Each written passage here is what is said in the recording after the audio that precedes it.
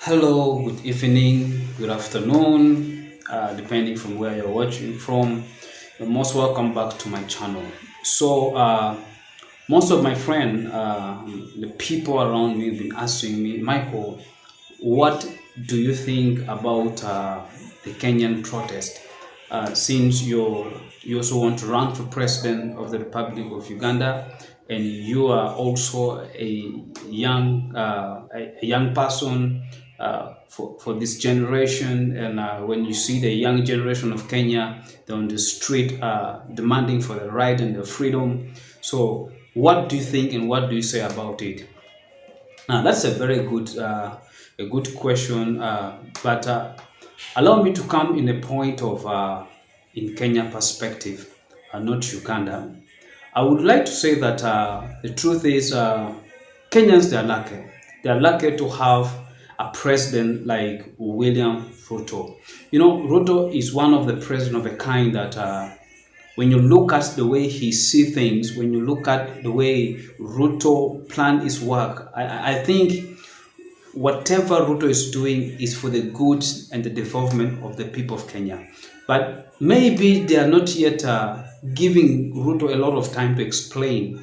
And also, they need to be patient. You know, leadership is not about just getting up one night or one day and you think everything will be put into the right place, including me. Of course, I'm sharing to you what I'm going to do, but the moment I get into the chair as a president of the Republic of Uganda, of course, I need to also to abide by certain rules and regulations. But what will be the most important there is my leadership skills, is how I will lead, okay? Is how I will assign certain tasks to the people, how I will accomplish certain tasks, how will I accomplish my manifesto that I've put into place. And that's like exactly what William Ruto is asking the people of Kenya. Why can't you be patient with me? You know, I've put out my manifesto to you guys. You have voted me through constitutional means, and all of you entrusted me as the president of the Republic of Kenya. So I think it's the right time. The people of Kenya needs to think. Some of them, of course, they like my fellow activists within Kenya who went to streets to protest because of the financial bill. They had a reason. They had a reason why. Because one, when you see tax is being added onto most of the necessity commodity things like sugar, salt, bread, flour, mention them, oil, you know, it really affects them even down the ground. So I understand that they have the rights to go and protest and demand. So it's the role of the parliament, who are the people representative, to go and do the right thing. You get the point? To go and sit down and then say, you know what, our people are really crying out. So what do we need to do? We need to think of, one, how do we now reduce on this, or how do we change from this to that? But I think, and also the other things that the young generations of Kenya, they're asking that their leaders are not listening to them. So I get the point. So the issue is I want the people of Kenya, the young Kenyans, to understand something, that it is not about listening, but also it's about giving time to your leaders to explain. Get the point? But the moment you take the law into your hand, that's a sign that the Kenyans, they have failed to respect their own constitution. Because if you go against the constitution and begin taking law into your hands, that's why you go into a point of now distractions, burning tires, looting, and then and all this using force as a mean of change. And that's exactly, is not going to take us anywhere. At the end of the day, I would like to speak to my fellow Kenyan youth that you see, this is how government work. Now, right now, we are putting our emotion high, and with the point we expect them to listen, or you can even go ahead and demand. By the way, you demand and say, President Ruto must go. I get your point. But let's give an example.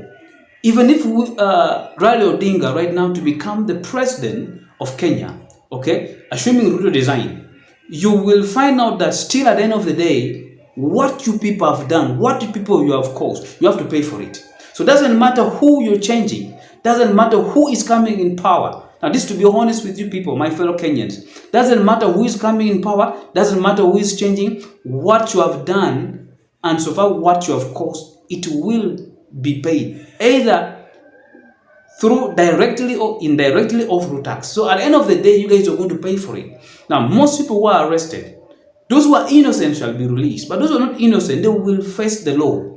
They will face the constitutions. So, now why am I saying all this? I'm not saying that I am supporting Ruto and his government, or I am supporting the oppositions and whatever they are saying, or I am just there talking about the Kenyan constitutions. Kenyans, you have one of the best constitutions. And to me, something that beat me up was how Ruto managed to follow the constitution. To be honest, I posted something on my Twitter page and I said, if this strike was in Uganda, you guys would have learned to know that in Uganda, constitution is just like a statue which is there. You people will not even, in Uganda, that's the kind of protest cannot last even for a week. Because our constitution somehow, somewhere, still managed to defend the leaders who are in power. But for the Kenyans, the constitution is for the people of Kenya. To be honest, I mean, that's what I will tell you. To a point where President Ruto took his time even to send the army. So that means the guy was patient. He was following the constitution, not to rise up faster and to go and move and start saying, okay, army, you get in. Let's do this. I went down to read about why are you people protesting. I realized if you look into the financial bill, Ruto made it very clearly. And from his statement, he said, when you look at the depth of Kenya right now, you guys, Kenyans over borrowing. Now, some of this problem is not Ruto's problem, for heaven's sake. Some of this problem started since Kenyans got independent. It's the same thing comes back to Uganda. And the problem we are facing, some of you might end up blaming Museveni, or who. No, the problem we are going through, it was not raised or started by Museveni. It was started from the time Uganda got independent in 1962 to date. It keeps increasing. Look at the debt itself. Museveni did not borrow money when Uganda got independent, or during the time of Obote 1 and Obote 2, or the money was that they kept borrowing. You get the point? But of course, we are saying that the level of borrowing is over increasing. Let me say it like that. To a point that is really affecting the population. The lower people, the masses, that they are supposed to want to pull out from their own pocket, from their sweat, from whatever they're doing. You get the point? And that's the same thing which is now causing all this energy and emotion from Kenya. And Ruto is telling you that I didn't cause this, but I want to address this. And the only way to address the problem of debt deficit, the only way to reduce the rate of debt that should not overburden us, that we can grow, is to figure out how to raise more taxes, that we get the money, we clear some of this debt that has gone beyond 68% according to the IMF and the World Bank. It's above the Kenyans borrowing. And someone like Ruto, who is a leader, who is looking into see how can we, figure out to pay some of this thing back through the taxes that you people have to pay.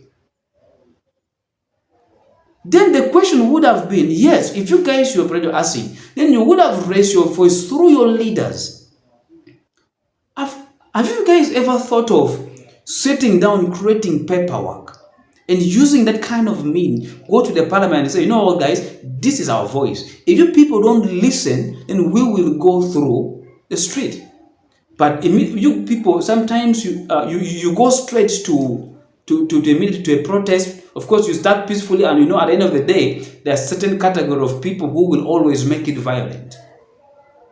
Because there are those of Kenyans who went to street peacefully with the aim of really begging the government to listen and also try to reduce on the budgets.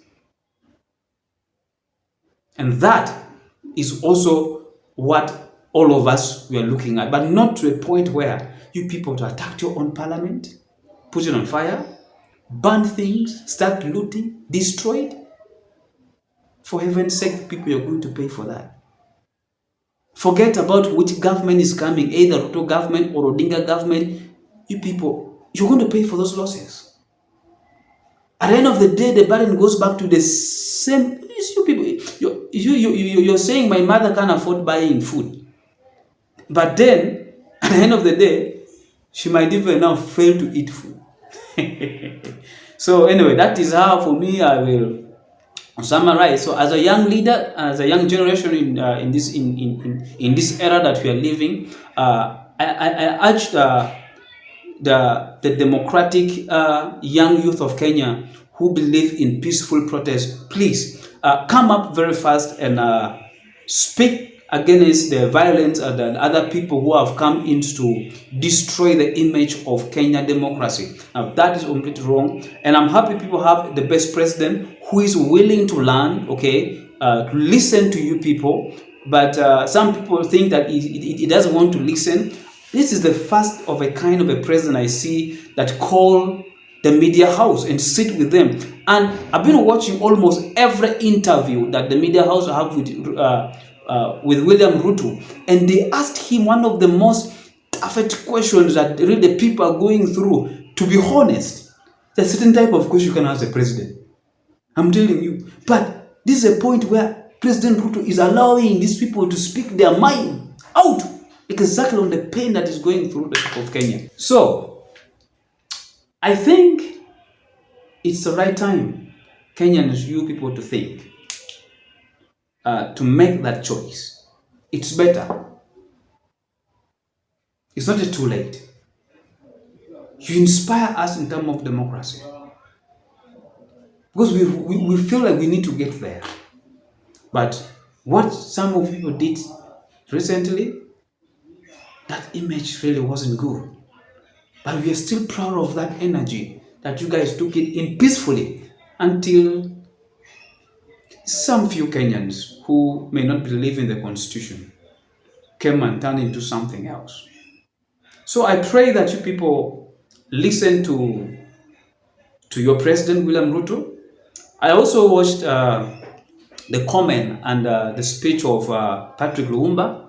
I believe if both the oppositions and the government listen to Patrick Lumumba, the way he put it, including the people of Kenya, I think you people, you're blessed. You're really blessed having leaders, people who think and do things right. So I pray that let everything work out well for you people, and let's build Kenya together. We Ugandans, we support peaceful demonstration. The same thing, I pray that Ugandans, we should learn from that, learn from Kenya, that we don't need violent protest that will destroy our nations. We have a lot of peaceful means of demonstration. We have many ways of taking our voice in. We can sit down and draft a lot of resolutions we want. We can present it to the parliament or to different institutions of the arm of government. There are many ways to demand, and there are many ways of doing things peacefully. So this is some of the view I would like to bring it out. I hope I will come back and share some of my few view again with you guys come in the next video. Thank you guys so much for listening. For God and my country, in Jesus' name, I bless you guys to be peacefully and be blessed. See you guys next time in the next video. Don't forget, the journey is still on, 2026, 2031. Yeah, my t-shirt is out for the campaign. I'm doing fundraising. Guys, it's only at 40,000 Ugandan shilling. Feel free to order for the t-shirt. The caps also getting out, and the bottles. Yeah, I will speak about it in the next video. Why am I doing that? So, for God and my country, once again, be blessed and see you next time in the next video.